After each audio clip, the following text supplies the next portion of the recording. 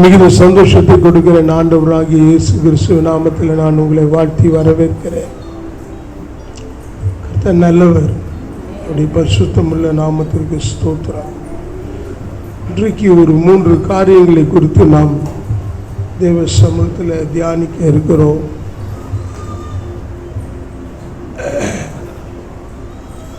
நாம் கிறிஸ்துவர்களாய் இருக்கிறோமா?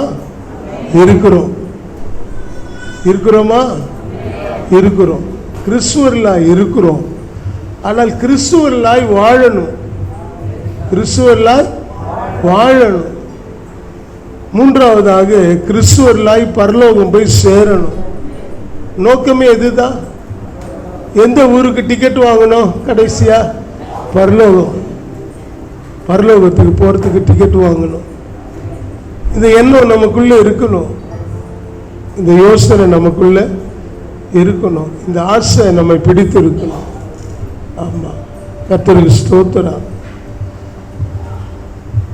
இந்த உலகம் பரலோகத்துக்கு பாத்திரமா இருக்கவில்லை, இயேசுவுக்கு சொந்தமா இருக்கவில்லை. உலகம் பெருசு, உலகம் ரொம்ப பெருசு. அதன் செய்கைகள், அதனுடைய தரம் ரொம்ப வித்தியாசமான. அங்கிருந்து தான் நம்மை மீட்டெடுத்தார். நாமும் பேர் கிறிஸ்துவர்களாய் ஒரு காலத்தில் இருந்தோம், உலகத்தில் இருந்தோம். பேர் கிறிஸ்துவர்களாய் இருந்தோம், உலகத்தில் இருந்தோம். அதனால தான் நான் உங்களுக்கு சொல்றேன், நீங்க கிறிஸ்துவர்களாக நீங்களும் நானும் இருக்கிறோம். கிறிஸ்துவர்களாக இருக்கிறதுனால வந்திருக்கிறோம். ஆலயத்துக்கு வந்துடுறோம் இல்லை? கிறிஸ்துவர்கள் ஆலயத்துக்கு வரும், வாரந்தோறும் ஆலயத்துக்கு வரும். நாம் உண்மையிலே வசனத்தில் மீண்டும் பிறந்தவர்கள். we are born again Christians.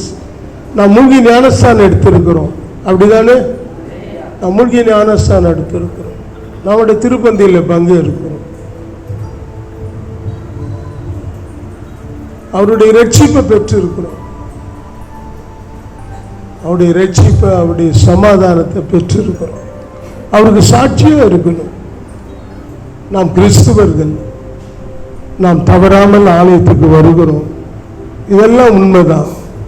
நமக்கு பாவ மன்னிப்பு கிடைத்திருக்கிறது, நமக்கு விடுதலை கிடைத்திருக்கிறது, நமக்கு சமாதானம் கிடைத்திருக்கிறது, நமக்கு அவருடைய நடத்துதல் கிடைத்திருக்கிறது. நாம் ஜெபிக்கிறோமா? நாம் அவரை ஆராதிக்கிறோம், துதிக்கிறோம், அவரை மகிமைப்படுத்துகிறோம். நாம் அவரை ஆராதிக்கிறோம், துதிக்கிறோம், மகிமைப்படுத்துகிறோம். இதெல்லாம் நாங்கள் செய்கிறோம். அதனால தான் சொன்னேன், நீங்களும் நானும் கிறிஸ்துவெல்லாம் இருக்கிறோம். கர்த்தருடைய நாமத்திற்கு மகிமை உண்டாகட்டும். நாம் ஆண்டவர் பிள்ளைகளாக இருக்கிறோம். we are God's children. சாத்தானை பார்த்து அப்பாலே போ அப்படின்னு சொல்கிறோம். சாத்தானும் பயந்து போடுறான். ஏன்? நம்ம அவ்வளோ பலவான்களா?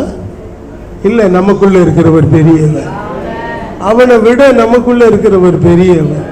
கர்த்தருக்கு ஸ்தோத்திரம். கர்த்தருடைய நாமத்திற்கு மகிமை உண்டாகணும்.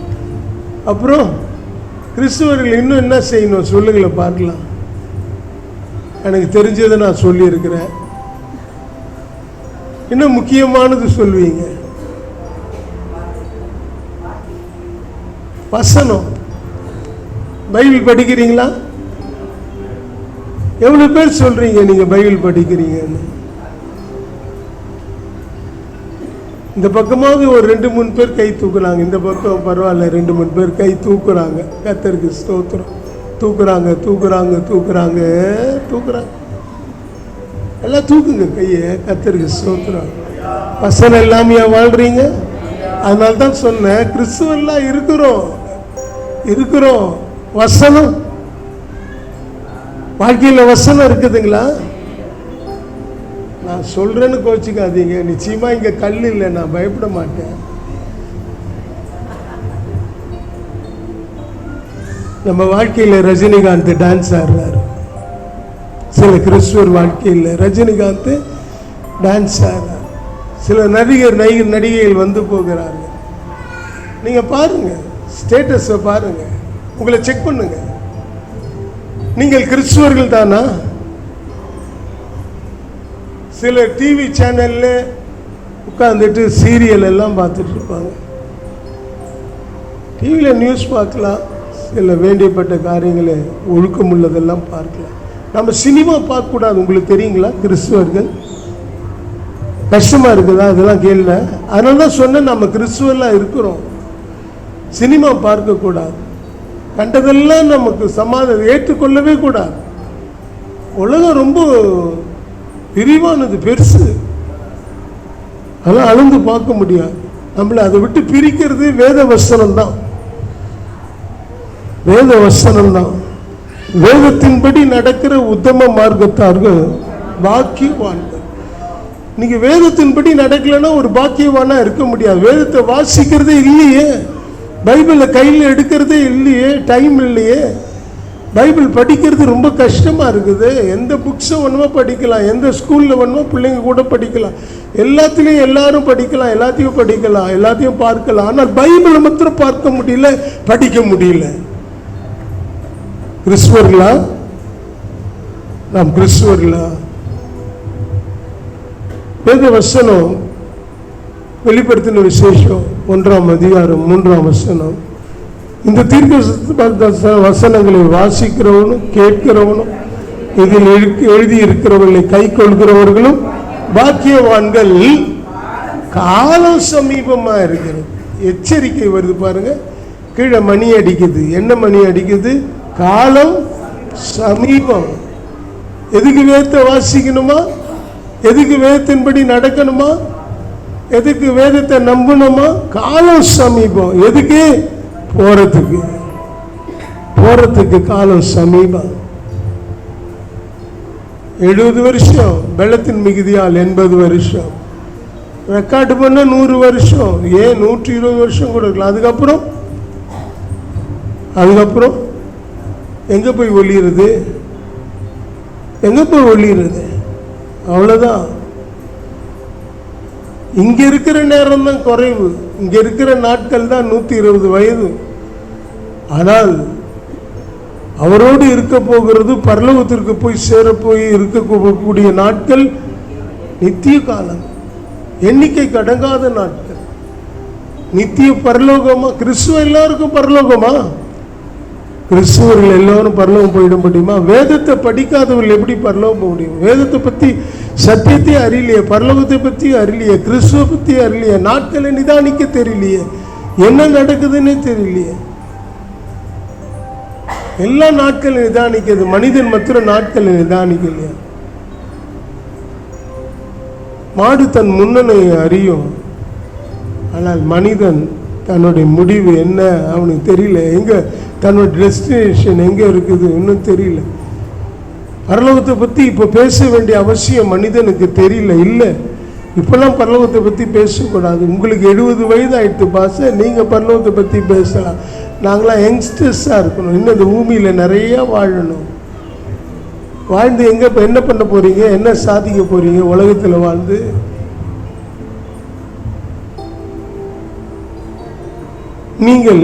நீங்கள் நானும் கிறிஸ்துவர்கள் தான். ஆனால் வேத வசனத்தின்படி கிறிஸ்துவர்களாய் வாழ்கிறோமா என்றதை நாம் கவனித்து பார்க்க வேண்டும். அதில் செயல்படணும். வசனத்தோடு நம்ம வாழணும், வசனத்தோடு நம்ம பழகணும், வசனத்தோடு நம்ம நடக்கணும். இதுக்கு முக்கியத்துவம் கொடுங்க. இதில் முக்கியத்துவம் கொடுங்க. இதில் கவனமாக இருங்க. நாம் கிறிஸ்துவர்கள் தான், ஆனால் வசனத்தின்படி கிறிஸ்துவர்களா? அதான் காரியம். உலகத்தாரை போல கிறிஸ்துவர் வாழக்கூடாது. உலகத்தாரை போல கிறிஸ்துவர் வாழக்கூடாது. நமக்குன்னு சத்திய வசனம், நாம் வாழ வேண்டிய மார்க்கம் வேத வசனம். அதுதான் நம்மளை நடத்தணும், அதன்படி தான் வாழணும். ஏன்னா வசனத்தை குறித்து நிறைய பேர் சத்தியத்தை அறிவீர்கள், சத்தியம் உங்களை விடுதலை ஆகும். வேத வசனத்தை அறிந்த உடனே நீங்க அதுல பழகுனீங்கன்னா நீங்க விடுதலை ஆயிடுவீங்க. உலகத்தில் இருக்கிறவங்களை ஃபாலோ பண்ண முடியாது. உலகத்தில் இருக்கிறவங்க என்ன வேணுமோ செய்வான். பூசணிக்காய சோத்துல மறைப்பான், உங்களால மறைக்க முடியுமா? உலகத்தை பார்க்காதீங்க, அவனை பார்த்து வெதும்பாதீங்க, அவனை பார்த்து பொறாமப்படாதீங்க. அவனுடைய திறமை அவன் செய்யறான். நாம அவன் திறமை இல்லை, நாம பிசாசு திறமையில் அல்ல, உலகத்தின் திறமையில் அல்ல, நாம் கர்த்தருக்குள்ள இருக்கிறோம், நாம் இயேசுக்குள்ள இருக்கிறோம், ஒரு வார்த்தைக்குள்ள இருக்கிறோம், அவருக்குள்ள நடக்கிறோம். அது இல்லாம இங்கேயும் அங்கேயும் இப்படியும் அப்படியும் இஷ்டம் போல கேரக்டர், இஷ்டம் போல பேச்சு, இஷ்டம் போல நடக்க, அவனும் எதிர்த்தா நாமளும் எதிர்க்கிறது, அவனுக்கு ஈக்குவலாக நம்ம நடக்கலைன்னா அவன்லாம் நம்மளை சாப்பிட்டு ஏப்ப விட்டுருவான். அவன்லாம் ஏற்கனவே பிசாசு சாப்பிட்டு ஏப்ப விட்டுட்டான், அவங்களெல்லாம் பிசாசு ஏப்ப விட்டுட்டு இருக்கிறான். அவனெல்லாம் ஃபாலோ பண்ண முடியாது. நாம் கிறிஸ்துவை தான் ஃபாலோ பண்ணணும், கிறிஸ்துவை பின்பற்றி செல்லணும். அவர் தான் நமக்கு முன்மாதிரின்னு பேதுரு சொல்கிறார். 1 பேதுரு 2:21 வாசிக்கிறோம்.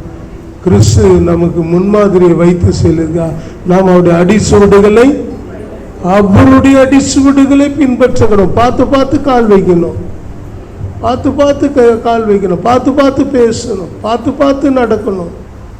ஏன் சிக்கிடக்கூடாது, சிலந்தி வலையில சிக்கிடக்கூடாது, சத்ருவின் கைகளுக்குள்ள போய் சிக்கிடக்கூடாது, வஞ்சிக்கிற மோசம் போக்குற பிசாசு கிரியைகளுக்கு அடிமைப்படக்கூடாது.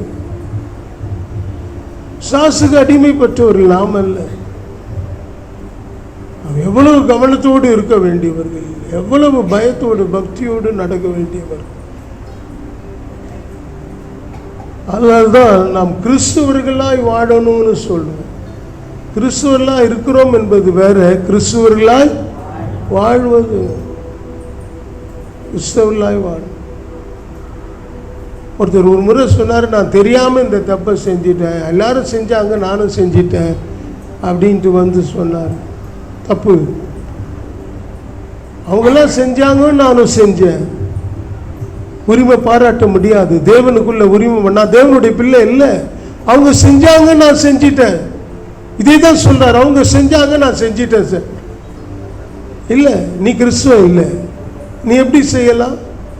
அது பாவம், அது தீமை, அது பொல்லாதது, அது கெட்டது. அவங்களெல்லாம் கூட சேர்ந்தாங்க செஞ்சாங்க நானும் செஞ்சிட்டேன். தப்பு தப்பு தான். நீ கிறிஸ்துவின் ஐக்கியப்படுவதற்கு தகுதியற்றவர். கிறிஸ்துவ விட்டா உன்னை வித்து போடுற.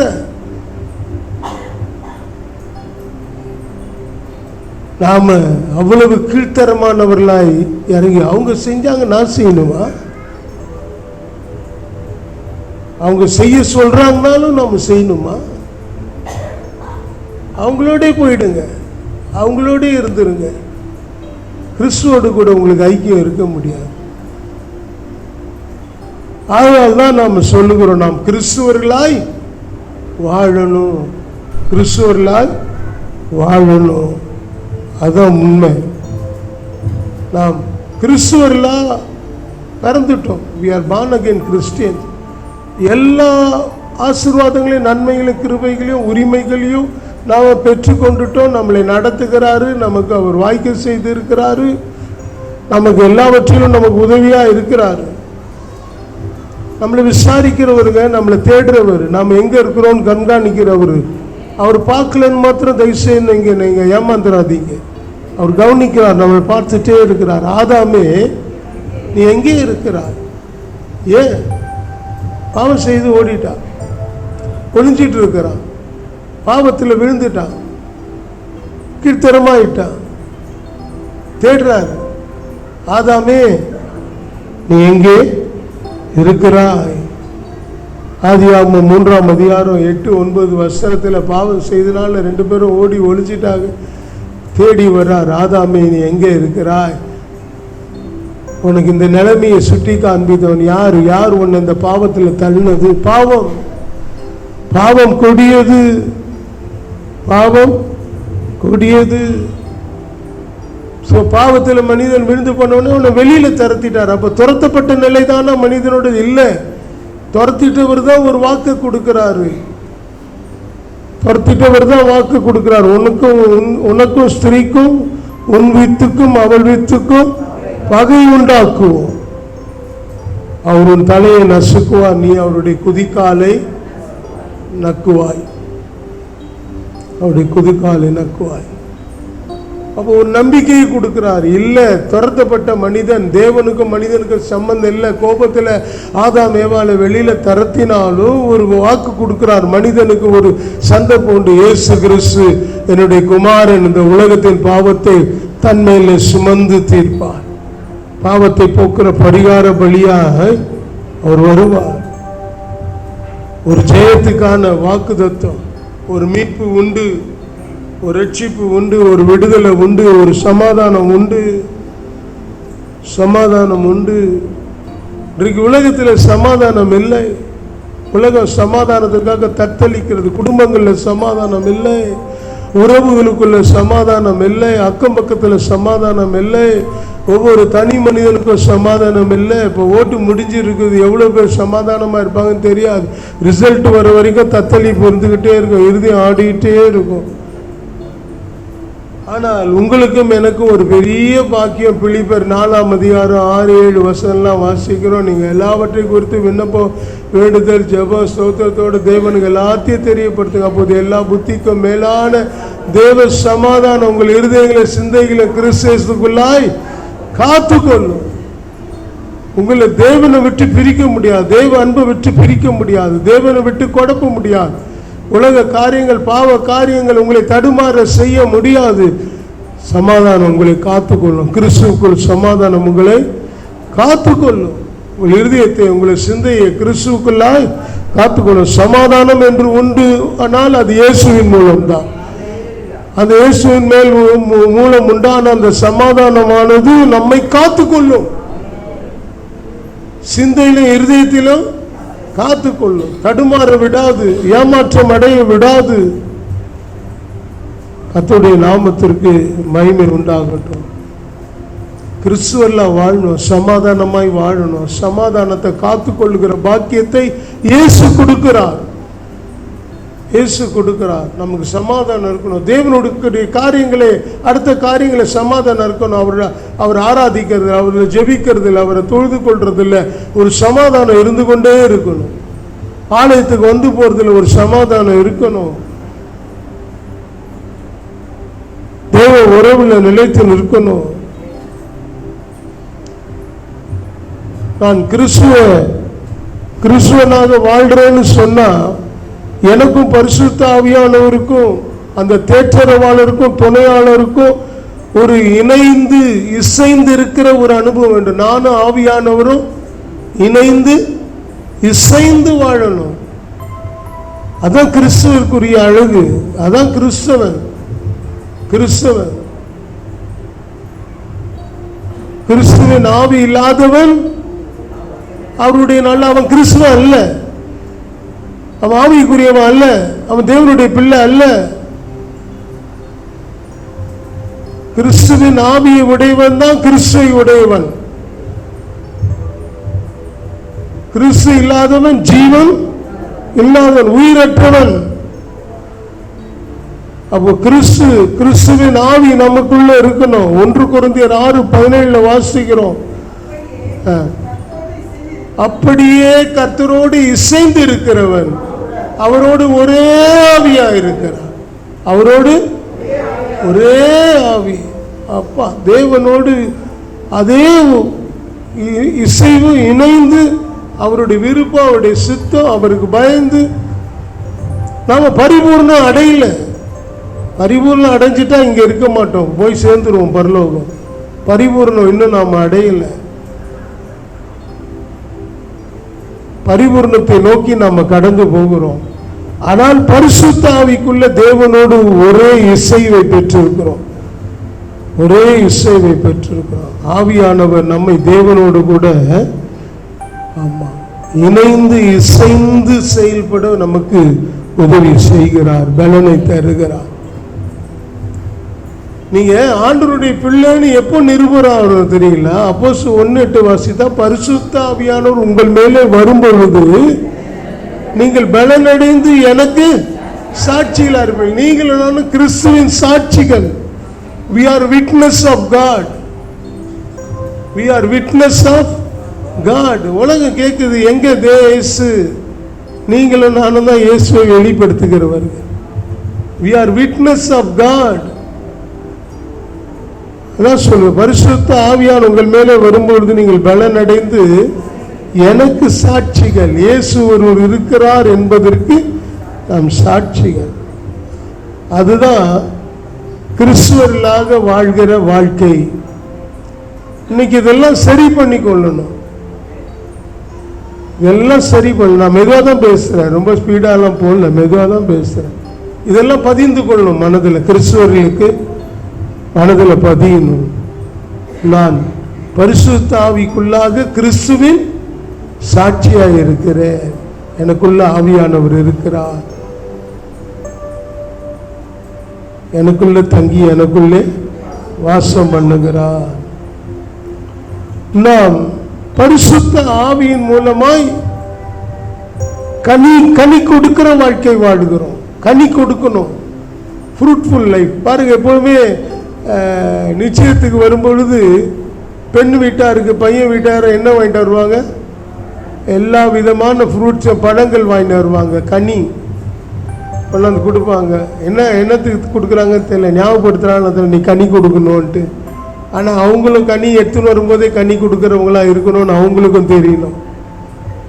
ஒரு பக்கம் மாத்திரம் கனியை எதிர்பார்ப்பாங்க சில பேர், இவங்க கனி கொடுக்க மாட்டாங்க. அதனால இவங்களுக்கு கனியே கிடைக்காது.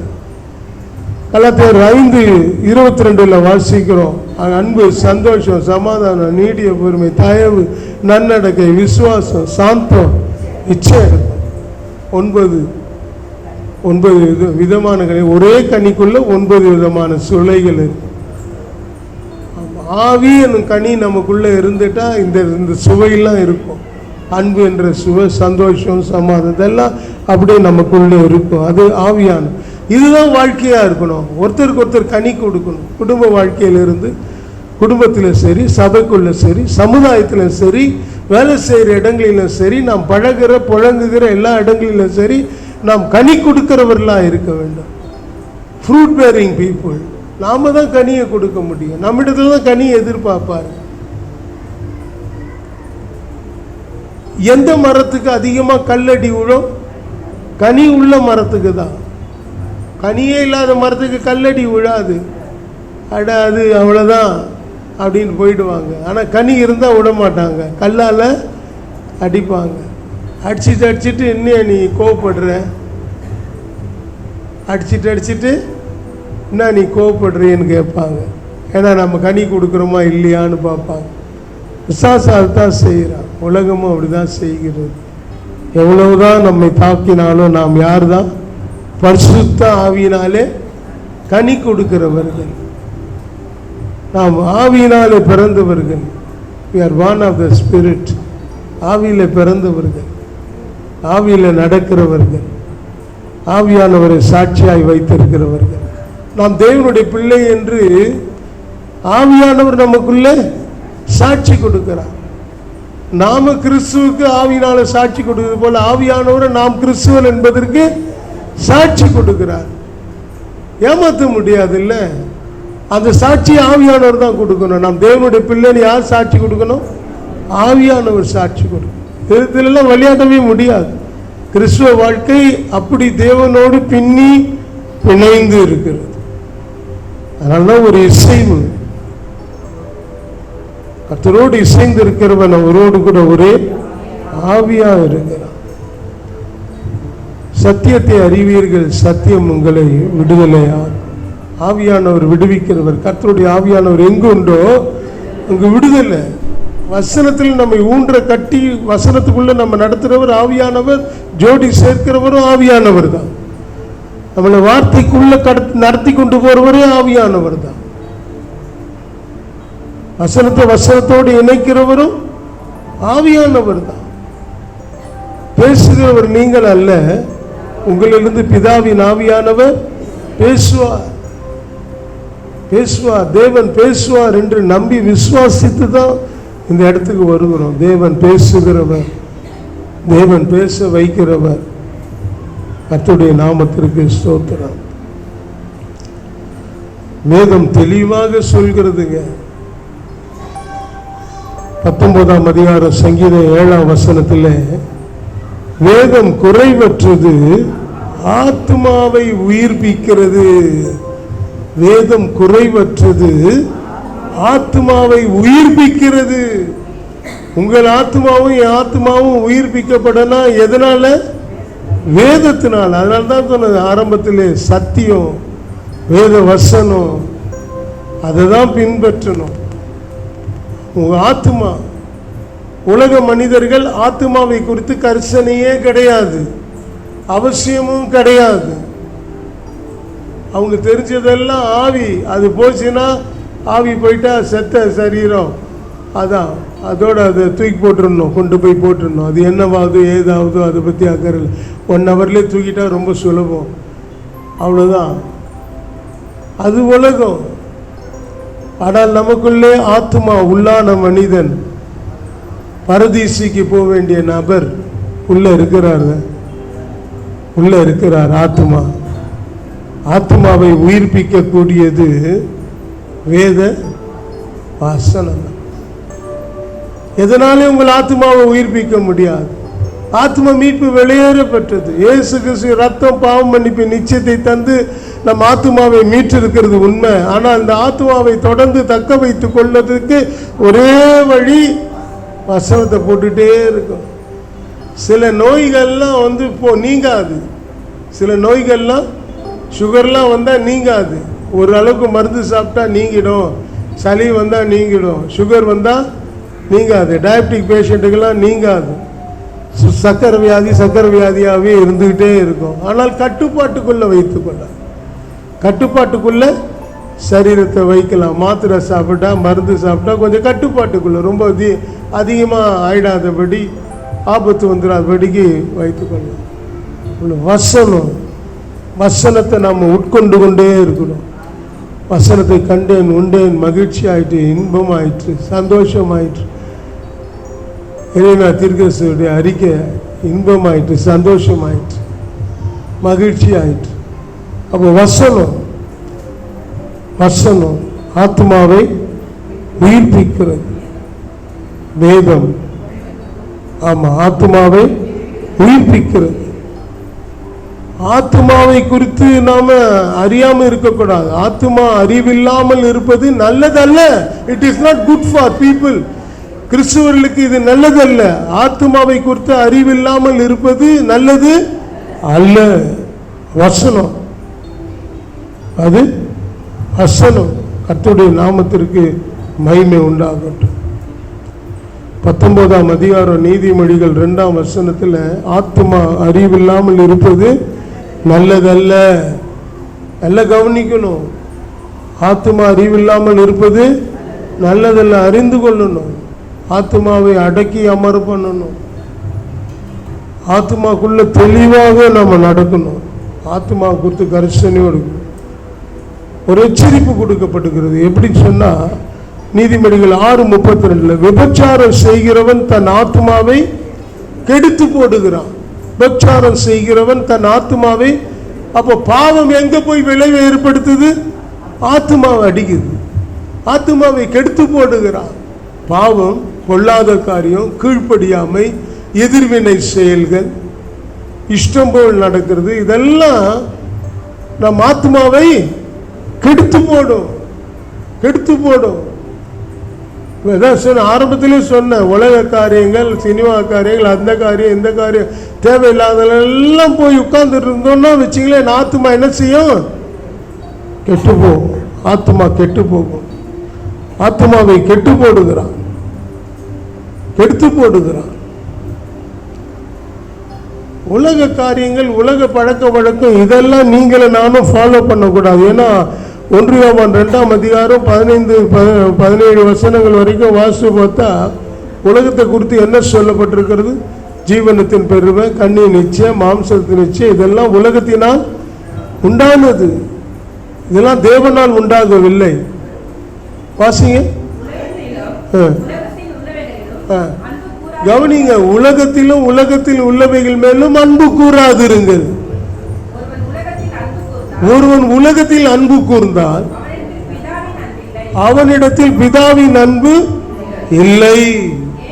ஏனெனில் மாம்சத்தின் இச்சை, கண்களின் இச்சை, ஜீவனத்தின் பெருமை, உலகத்தில் உள்ளவைகள் எல்லாம் பிதாவினால் உண்டானது அல்ல. உலகத்தில் உண்டானவைகள் எல்லாம் பிதாவினால் உண்டானவைகள் அல்ல, அவைகள் உலகத்தினால் உண்டானவைகள். அதனால்தான் உலகத்தை பார்க்காத, அவனை பார்க்காத, இவனை பார்க்காத, அக்கம் பக்கத்தில் இருக்கிறவனை பார்க்காத, உன் கூட இருக்கிறவனை பார்க்காத.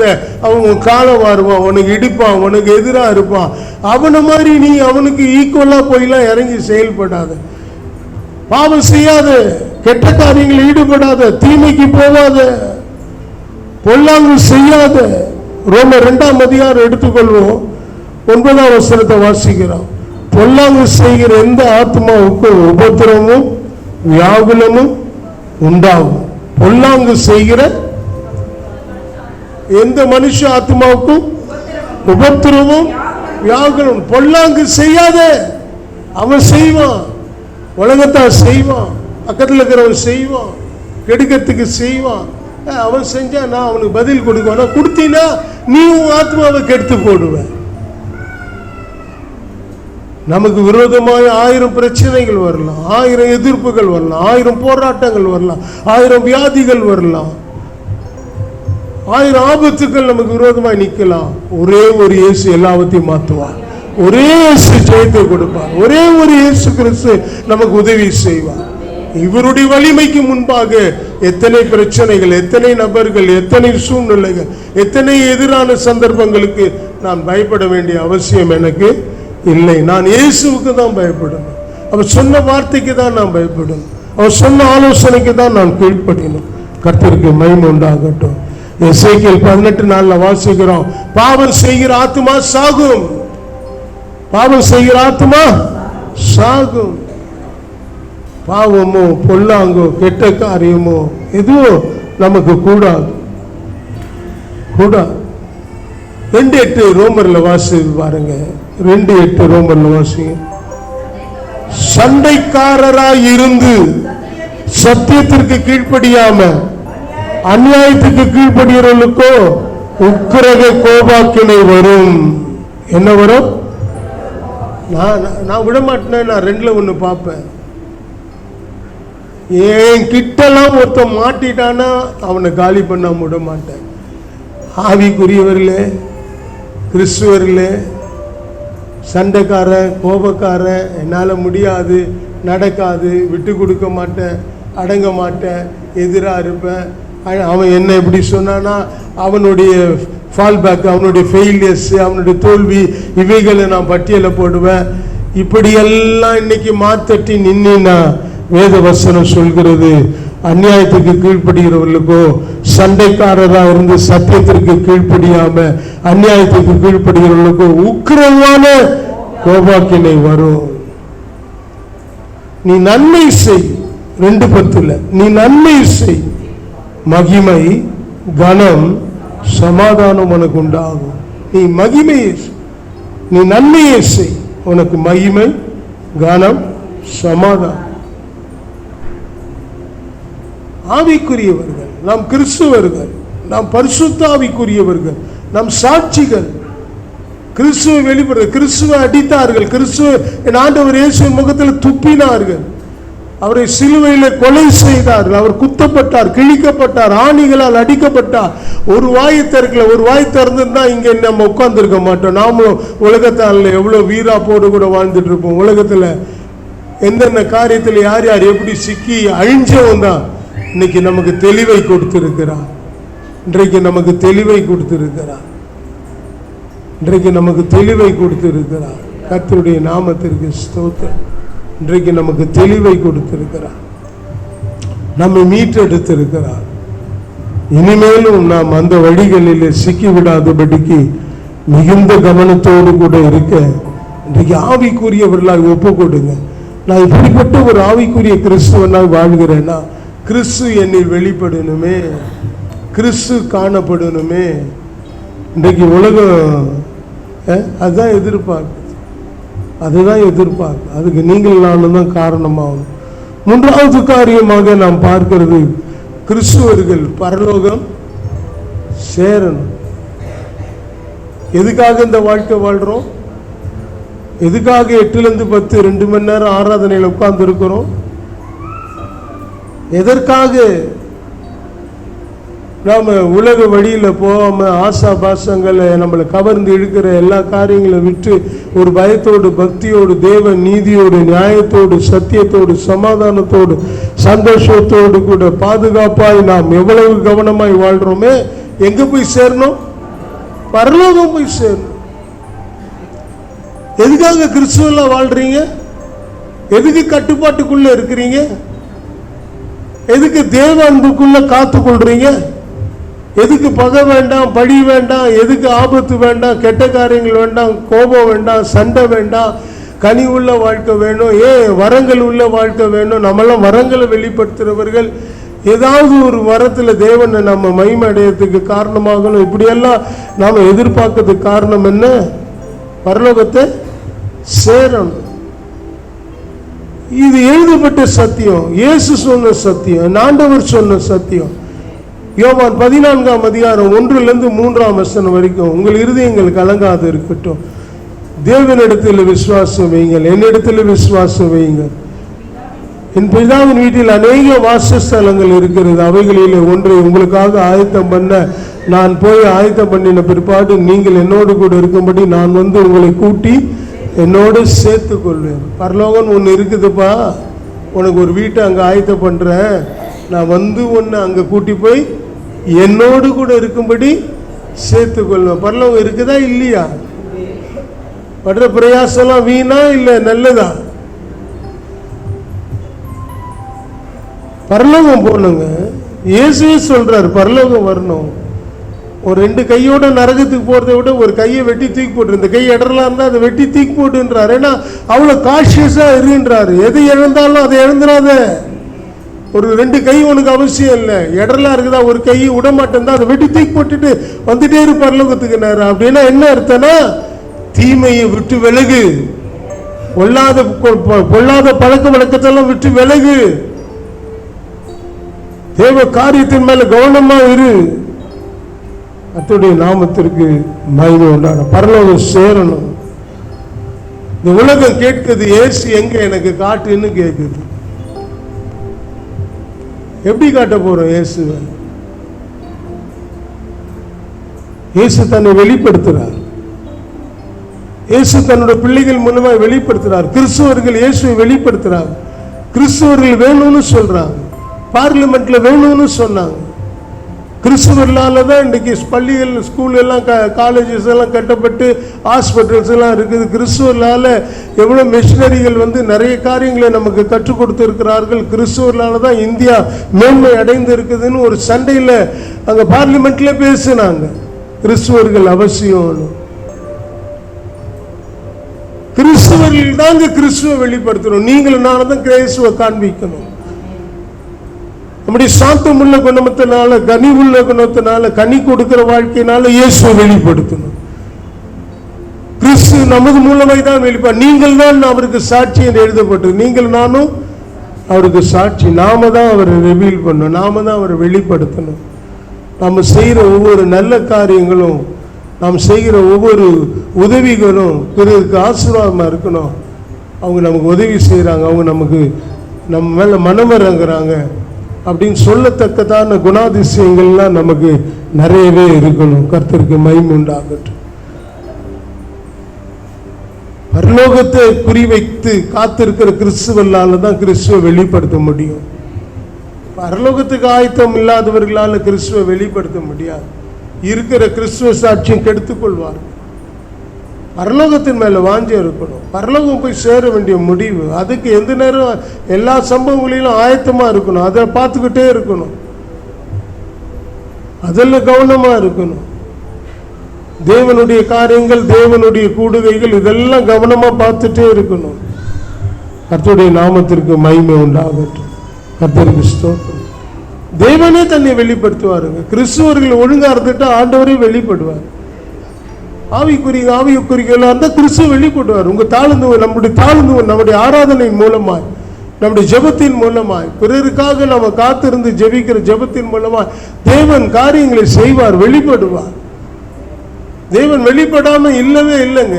பழைய ஏற்பாட்டில் என்ன வெளியரங்கமாய் நடத்தினார். மோசே செங்கடல்ல 2 பிரின்னு சொன்னார். உன் கோலை நீட்டுனார். உலகம் பார்த்தது, செங்கடல் 2ஆக பிரிக்கப்பட்டது. உலக அதிசயங்கள், யாரிடத்திலும் இருந்து செய்யப்படாத அற்புத அடையாளங்களே, அதிசயமான காரியங்களே, பயங்கரமான காரியங்களை உன்னிடத்திலிருந்து செய்வேன் மோசைக்கு சொன்னார்.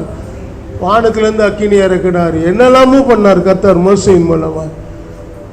அக்கினினால வசனத்தை எழுதி கொடுத்தார். தண்ணீரை ரத்தமா மாத்தினாரு, ஆறுகளை ரத்தமா மாத்தினாரு.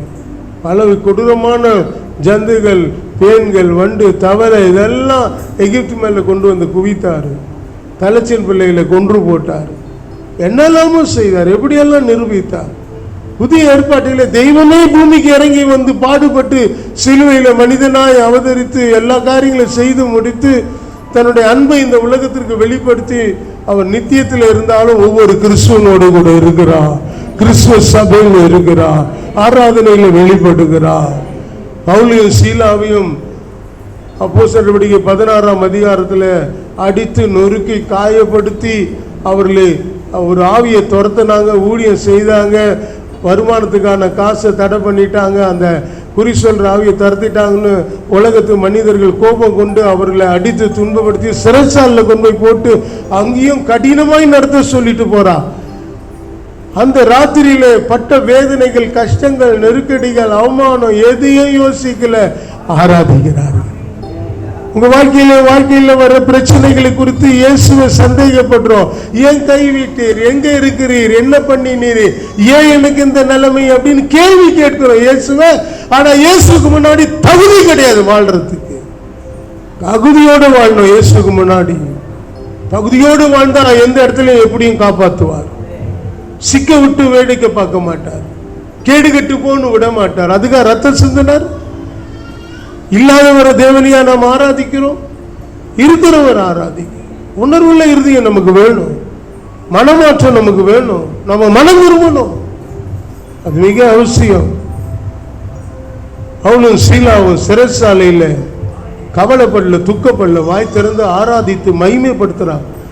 அந்த மகிமை, அந்த ஆராதனையின் மகிமை, அந்த துதியின் மகிமை அவரை எவ்வளவு தூரம் அவரை சந்தோஷப்படுத்தி இடத்த விட்டு அசைஞ்சு ஏஞ்சி வந்து சிறைச்சாலை உடைச்சி நொறுக்கி எல்லார் கையில் இருக்கிற கட்டுகள் அறுத்து எல்லாரையும் விடுதலை பண்ற மாதிரி பண்ணிட்டார்.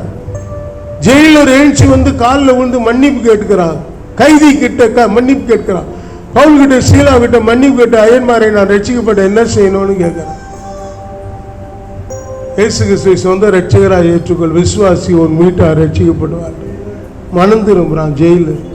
எல்லா அற்புதமும் ஒரே நேரத்தில். பிலிப்பு சபை அங்கிருந்து உருவானது தான். அந்த கைதிகள்ல இருந்து மனம் திரும்பினால தான் பிலிப்பு சபை உருவாகுனது. பின்னாடி கைதிகள் மனம் திரும்பினார்.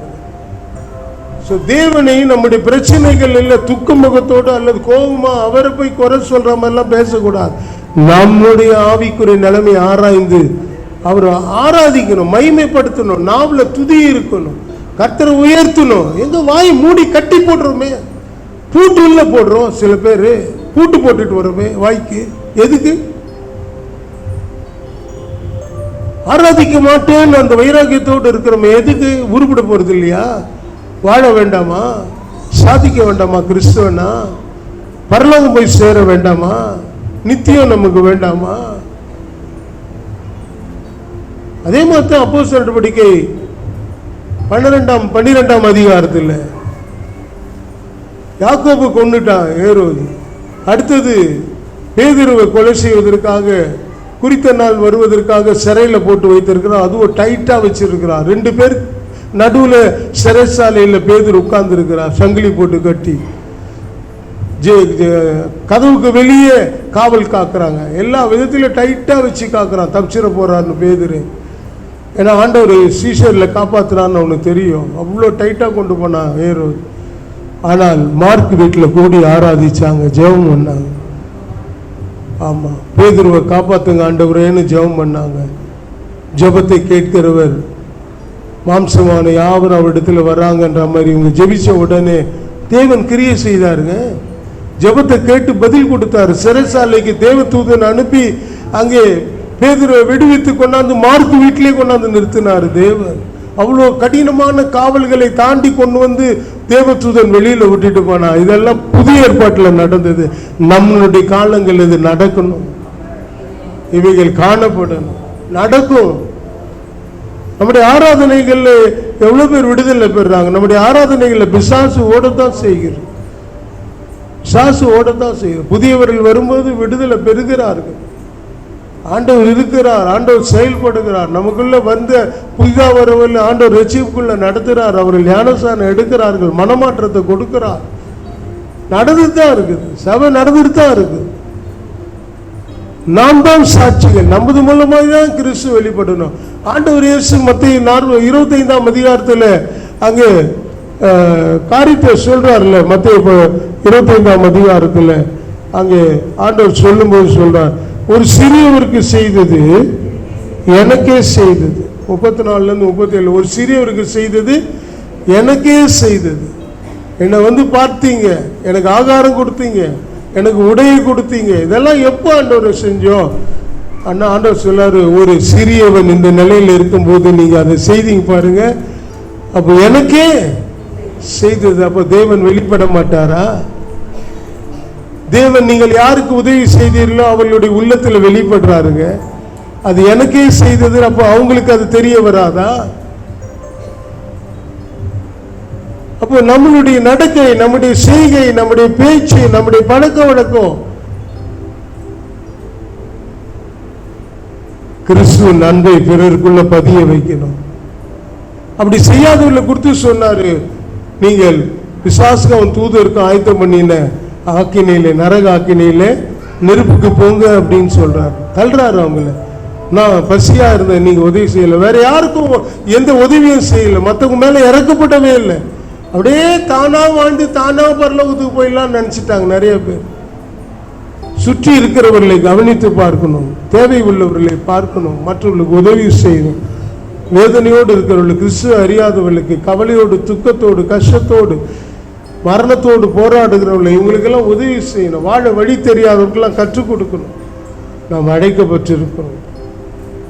நாம் ஒரு சிறியவருக்கு செய்யறது தேவன் வெளிப்படுவாருங்க. அவர்களுக்கு வெளிப்படுவார், மற்றவங்களுக்கும் வெளிப்படுவார். கர்த்தருடைய நாமத்திற்கு மகிமை உண்டாகட்டும். கர்த்தருக்கு ஸ்தோத்திரம். நாம் பரலோக தரிசனம் உள்ளவர்களாய் பரலோகத்தை போய் சேரணும். நம்மிடத்தில் கணக்கு கேட்கப்படும்,